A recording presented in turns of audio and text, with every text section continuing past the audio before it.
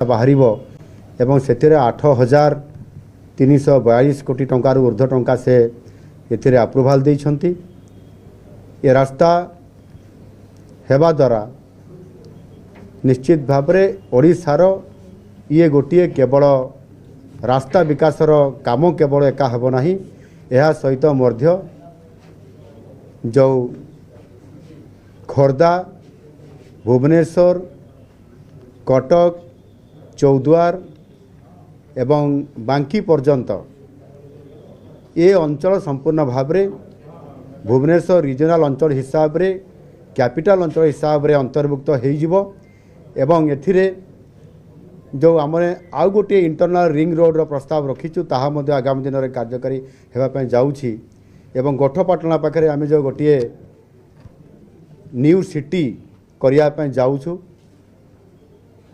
ताहा हेबापाई ये ring road हेबा द्वारा रास्ता परिष्कार एवं सुगम हो गला। आ करबा द्वारा निश्चित भाव में आगामी दिन में आईटी क्षेत्र में ओडिशा हब होगापी जाऊँगी। से टेक्सटाइल सहित आपारेल सहित सॉफ्टवेयर समस्त प्रोजेक्ट अधिकांश आम ओडिशा रे हेबापाई ये गोटे रास्ता फिटिगला। गत कैबिनेट रे ये जो 2 दिन पूर्व जो कैबिनेट होता ता पूर्व कैबिनेट रे ओडिशा रे 2टी सेमीकंडक्टर प्रोजेक्ट हेबापाई मध्य कैबिनेट रे अप्रूवाल होता। भारत वर्ष रे 4टी सेमीकंडक्टर प्रोजेक्ट अप्रूवाल जो होता ता भितर 2टी केवल ओडिशा रे होता। तेणु यहीटा मध्य आम ओडिशा पाई बहुत बड़ गोटे गुरुत्वपूर्ण कथा। जेहेतु ओडिशा सरकार आईटी क्षेत्र में आम सेमीकंडक्टर को आज दिन में जहाँ विश्व में सब अधिक डिमांड अच्छी ओडिशा ताकू किभली भाव में ओडिशा रे करिया पाई जो केंद्र निकट में दाबी रखी ताहा आज पूरण हो पारिछि एवं ताहा सहित मध्य गत 3 दिन पूर्व जो पोस्को जो ओडिशा को आसीथिला इंडस्ट्री करिया पाई एवं किछि कारणवशतः से बैक करी जाइथिला एवं चलित वर्ष एबे पुणी आउ थे इंडिया को से आसिला एवं इंडिया को आसिला परे से पोस्को ओडिशा को आसिला एवं ओडिशा को आसी आज ओडिशा रे शिल्प को वृद्धि करबा पाई एवं से माने सूचित करदेला पोस्को आसीबा द्वारा जे भारत वर्ष रे ओडिशा होउछि इंडस्ट्री करिया पाई सबुठारु उपयुक्त स्थान। एठी खणी अच्छी,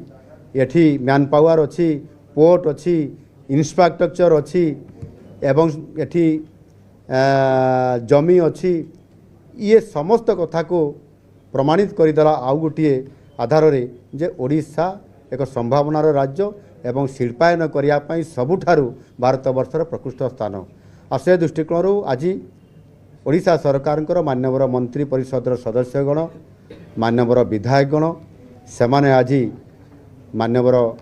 यशस्वी प्रधानमंत्री नरेंद्र मोदी जी को एवं ओडिशार मुख्यमंत्री को धन्यवाद देवाई आज ये कार्यक्रम से रखी। निश्चित भाव में एथिरे माननीय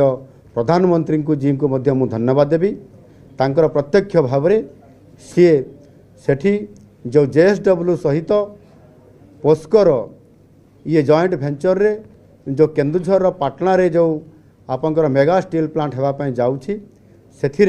50,000 कोटी टंका इन्वेस्ट करने खर्च करने जो प्रस्ताव मुझे से 40,000 कोटी टंकार MOU हो सारी किंतु 50,000 कोटी अधिक टंका इन्वेस्टमेंट से होगापी जाऊँगी। आउ निजे माननीय प्रधानमंत्री जी JSW चेयरमैन साजन जिंदल महाशय को से बधई देइछंती जे साजन जिंदल सी तांको प्रथमे इनवाइट करथिले एवं भरोसा देइथिले एवं माननीय प्रधानमंत्री जी कर नेतृत्व रे जो भारत वर्ष एक विकसित भारत होगापी जाऊँगी से भरोसा देकरी से इंडिया को आनिबा पई जो प्रस्ताव देइथिले से ता संभव हो पारिछि एवं मोदी जी निजे साजन जिंदल को मध्य बधई देइथिले एवं से आहुरी मध्य कहिथिले साजन जिंदल को जे आपण जो पोस्को को आपण आनिले इंडिया को एवं आपण नेइकरी जाउछंती ओडिशा को एवं ओडिशा रे जो मानव मुख्यमंत्री अछंती से निश्चित भाव में एथिरे आपको संपूर्ण भाव में सहयोग करेंगे से शिल्पायन करने जो प्रकार वर्तमान गोटे मोटिव रे अच्छी जो प्रकार गोटे परिवेश तैयारी करिसेंती से निश्चित भाव में पोस्को समेत JSW एवं समस्त शिल्प उद्योगपति माने ओडिशा आड़ को निश्चित भाव में जीवे और से अनुसार करने एणु आज ये जो गोटे धन्यवाद प्रस्ताव आज माननीय नरेंद्र मोदी जी को दिगला आगामी दिन में आहुरी रास्ता फिटुची आहुरी शिल्प आसब एवं आम एठी अर्थनैतिक दृष्टिकोण भित्तिभूमि दृष्टिकोण एवं ओडिशार लोक मानकु प्रगति पथरे अर्थात समृद्ध ओडिशा जो आम परिकल्पना करिछु जो विजन 2036 एवं 2047 जो आम रखीचु से आधार में आज आउ गोटे स्टेप आम आग को बढ़ीचु निश्चित भाव में ओडिशा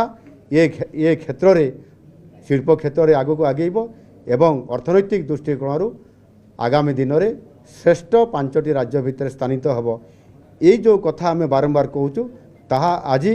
प्रधानमंत्री तांकर प्रत्येकटी कैबिनेट बैठक में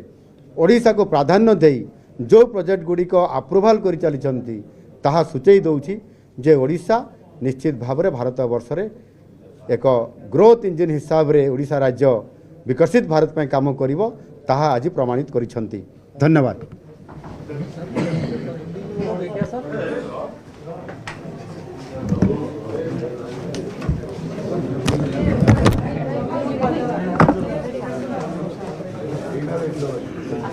इछि मंजूरी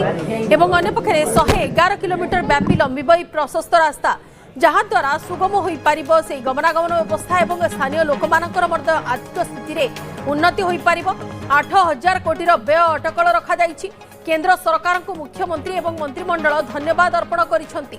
केंद्र कैबिनेट रो मंजूरी नहीं सूचना देइछंती मुख्यमंत्री एवं ता सहित एई जो प्रशस्त रास्ता करा जिवो 111 किलोमीटर व्यापी एई प्रशस्त रास्ता पई केंद्र सरकार को मुख्यमंत्री धन्यवाद देइछंती। ता सहित एकथा भी कहिछंती JSW चेयरमैन को सह कथा होइछंती केन्दुझरे प्लांट हेबा तांको स्वप्न को साकार करिछि। पोस्कोर जेउपरि भाबरे